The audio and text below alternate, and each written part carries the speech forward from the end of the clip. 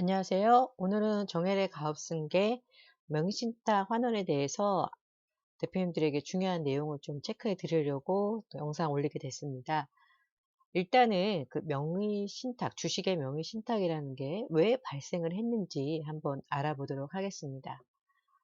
여기 보시는 것처럼 이제 발생 원인은 1995년도에 법인을 설립하시려면 적어도 발기인이 7인이 필요했습니다. 그러니까 발기인이 7명이 안 되면 주식회사 설립이 안 됐었죠. 그리고 1996년 10월 1일부터 발기인이 3명으로 바뀌었죠. 다시 말해서 1996년 9월 30일까지는 7명, 1996년 10월 1일 이후 법인은 사실 7명일 필요가 없었고 3인이었습니다.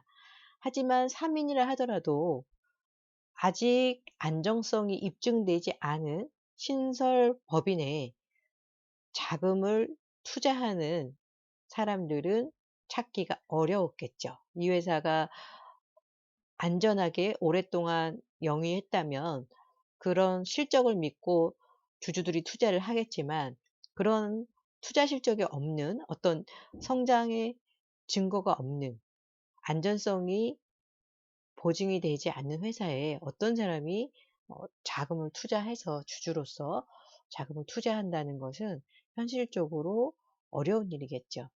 그래서 1996년도에 법인을 설립할 경우에 3명의 발기인은 필요하고 투자하는 사람은 없고 사실은 저희 나라 대부분의 주식회사는 상장회사를 제외한 나머지 회사들은 가족회사가 많고 개인회사지만 주식회사로 시작한 경우가 많죠.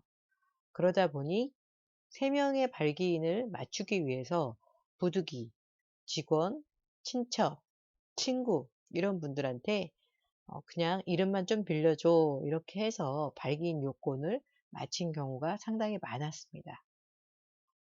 설상가상으로 이렇게 3명을 맞추는데 내가 98% 그리고 나머지 2명은 1% 이렇게 한 게 아니라 과점주주 즉 50% 플러스 한 주가 되면 과점주주가 되죠.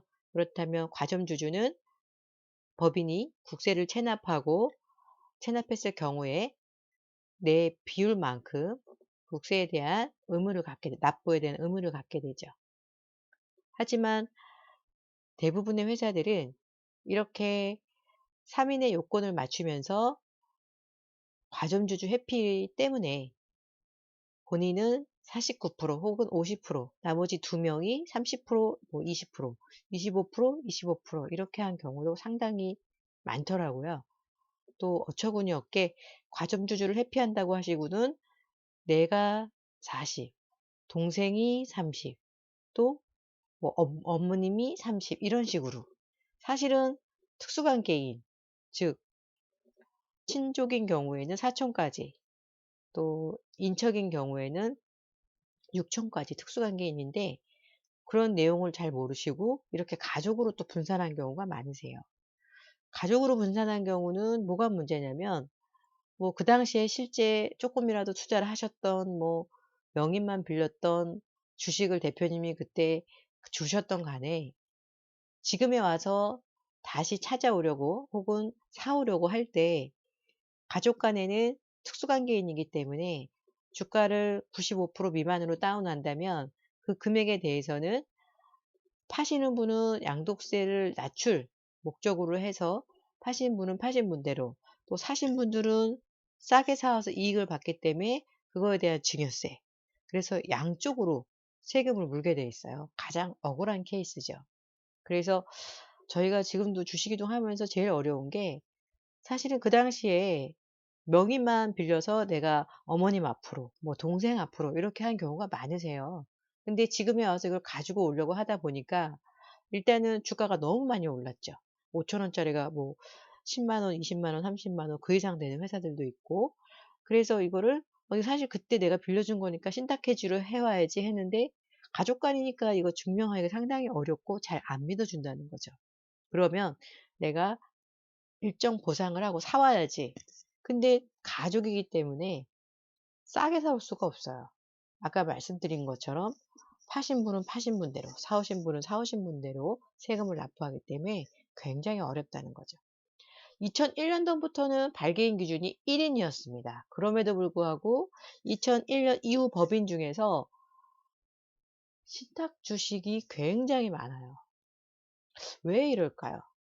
여러 가지 이유가 있겠지만 전문가이신 법인 설립해 주신 변호사님이나 세무사님이 모르셔서 그러실 수도 있고, 그 당시에는 또 과점주주, 여기 보시는 것처럼 과점주주, 이체납세 의무나 간주취득세.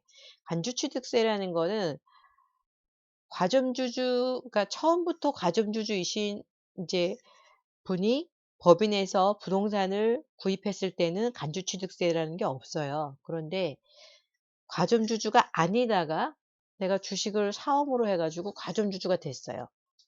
그렇다면은 그 법인에 부동산이 있다 그러면 이것은 실제로 그 법인만 지배하는 게 아니라 부동산도 함께 지배한다고 보기 때문에 50%가 넘는 순간 간주취득세를 납부하게 돼 있습니다.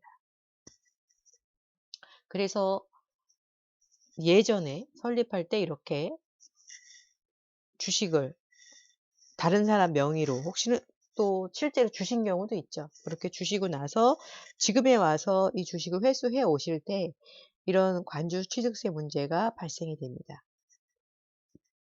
단 중요한 거는 이 간주취득세라는 거는 주식을 내가 말하자면 주식을 취득함으로 해서 과점주가 됐을 때 납부를 하는 거예요.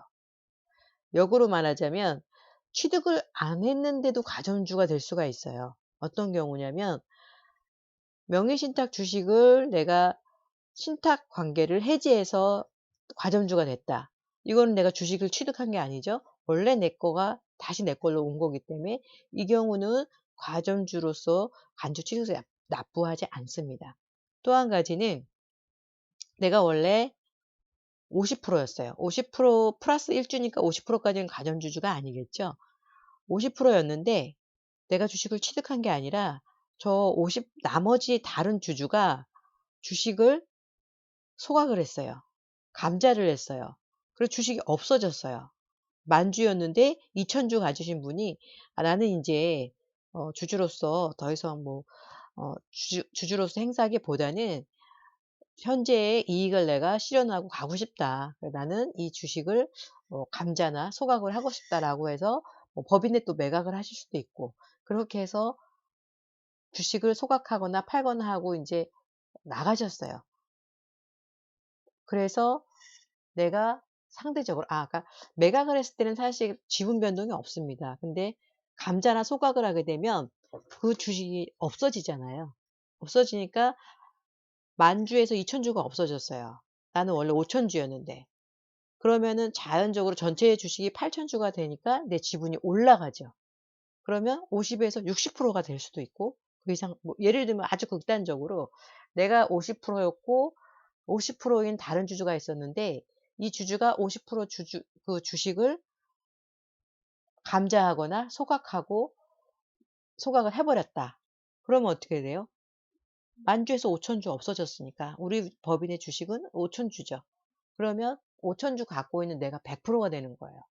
이런 경우에는 내가 주식을 취득해서 과점주가 된 게 아니기 때문에 간주취득세는 없습니다. 그래서 대표님들이 기억하실 게, 지금 내가 법인에 부동산이 많아요. 그런데 주식을 원래 내가 가점주가 아닌데 뭐 양수를 해서 오려고 하니 과점주가 돼서 생각보다 많은 간주취득세가 발생을 한다라고 했을 때는 그 주식을 내가 양수를 해올 수도 있겠지만 법인에서 감자나 소각을 통해서 없애버릴 수도 있다는 거예요. 물론 매매하시는 분은 주식을 감자하거나 소각하게 되면 배당소득세를 냅니다. 하지만 그런 부분들도 일정 요건이 된다면 상당 부분 아주 절세할 수 있는 방법들이 있죠. 그런 부분들은 추가로 또 문의를 하시면 하단에 카카오톡으로도 문의하실 수 있고 메일로도 문의하실 수 있으세요. 문자로도 문의하실 수 있고 제가 상담이나 다른 업무가 많기 때문에 전화를 받고 상담하기는 어렵습니다. 그래서 카카오톡이나 문자, 메일 남겨주시면 "아 그거는 어떤 방법이죠?" 라고 하신다면은 제가 방송상에는 말씀 못 드리는 이유가 활용하실 수 있는 법인이 있고 활용을 할 수 없는 법인이 있어요. 그거는 법인의 컨디션에 따라 다르기 때문에 "이런 방법으로 하세요."라고 말씀드릴 수는 없습니다. 따라서 그것은 별도로 문의해 주시기 바라고요. 오늘은 첫 번째 시간으로 차명 주식 발생 원인에 대해서 알아보았습니다. 다음 영상에는 그렇다면은 "이런 차명 주식이 뭐가 문제가 되는데?" 라고 궁금해 하실 수 있죠. 바로 그 차명 주식의 대표적인 문제점에 대해서 말씀드리도록 하겠습니다. 감사합니다.